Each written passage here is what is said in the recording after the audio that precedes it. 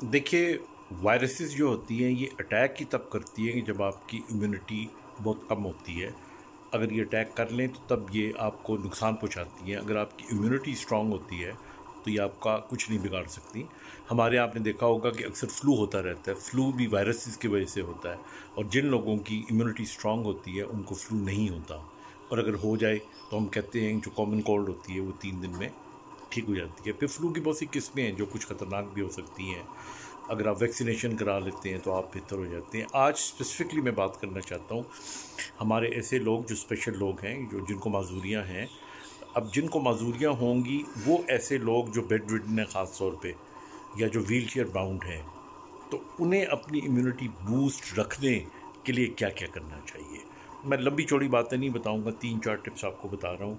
पहली बात तो ये है कि चूँकि अभी लॉकडाउन का पीरियड जा रहा है, तो इसलिए इसका मतलब ये नहीं है कि आप बेड पे लेटे रहें। जो व्हील चेयर बाउंड हैं उन तमाम लोगों को अपने घरों के अंदर व्हील चेयर चलाते रहना चाहिए, ताकि उनकी बाजुओं की एक्टिविटी होती रहे, क्योंकि इम्यूनिटी को बूस्ट करने के लिए एक्सरसाइज बहुत ज़रूरी है। जो बेड रिडन है उनको भी अपने बाजू, अपनी टांगें हिलाते रहना चाहिए, किसी ना किसी बहाने एक्सरसाइज करते रहना चाहिए, ताकि उनकी जो एक्टिविटी है वो होती रहे। And those who can walk, उनको चाहिए घर के अंदर घूमते फिरते रहें सारा दिन। लॉन में चले जाएं, गलियों में चले जाएं, लेकिन अपनी एक्टिविटी, बिकॉज अगर आपकी एक्टिविटी होती रहेगी तो this is one way to boost your immunity. Number 2, नींद। नींद बहुत ज़रूरी है। और आपको हम ये है कि जब इस किस्म के मौके आते हैं तो फिर हम टीवी देखते रहते हैं रात 2-2 3-3 बजे तक, फिर सोते रहते हैं या जल्दी। ज़ाहिर है कि अगर आप 3 बजे सोएंगे और घर का माहौल के सब उठ गए तो आपको भी उठना पड़ता है, नींद आपकी पूरी नहीं हो सकती। तो नींद अपनी पूरी करें और ओवर स्लीप भी ना करें। आपको 8 घंटे की नींद जो है वो पूरी करनी चाहिए। फिर इसी तरह प्रोबायोटिक्स वो आप इस्तेमाल करें, और मैं उसकी डिटेल में नहीं जाता। जो आसान तरीका वो ये है कि जो जैसे दही है ये बहुत अच्छा है, ये आपको इस्तेमाल करना चाहिए। फिर इसी तरह कुछ हमारे जो वाइटामिन्स हैं वो बहुत ज़रूरी हैं, और वाइटामिन्स के अंदर आपका विटामिन डी हो गया, विटामिन ई हो गया, विटामिन सी हो गया। विटामिन सी के लिए आप कीनू हो गए या सिट्रस फ्रूट खा सकते हैं।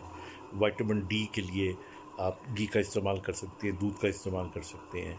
और विटामिन डी के टीके आप पी सकते हैं, या उसकी टैबलेट्स होती हैं आप खा सकते हैं, क्योंकि आपको ज़रूरत है, आम आदमी से ज़्यादा ज़रूरत है आपको। फ्रेश वेजिटेबल्स हैं ये आपको विटामिन्स देती हैं, फ्रेश फ्रूट्स हैं ये आपको विटामिन्स देते हैं।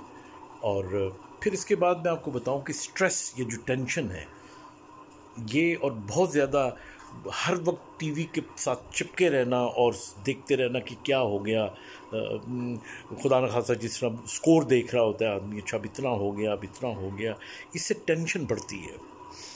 आप अपनी पसंद के प्रोग्राम देखें, yes, once in a while switch on the TV and see what's going on, कि क्या हो रहा है दुनिया में, वो आप देखें। लेकिन हर वक्त ये नहीं कि बस आप ये आपने फ़ोन अपना खोला तो उसके अंदर देखा कि अच्छा खुदा न खासा अब इतना स्कोर हो गया, इतने लोगों की मौत वाक़या हो गई।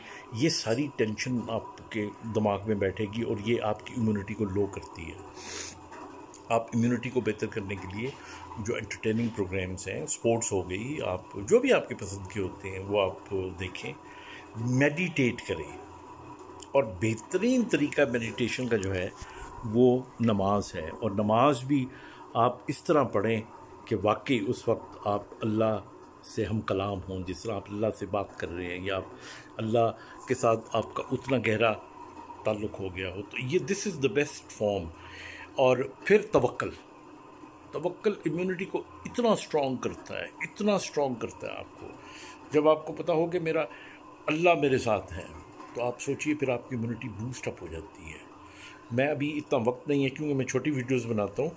किसी मौके पे मैं आपको बताऊँगा कि किस तरह biologically good thinking and belief in Allah आपकी इम्यूनिटी को स्ट्रॉन्ग कैसे करता है। I wish you best of luck.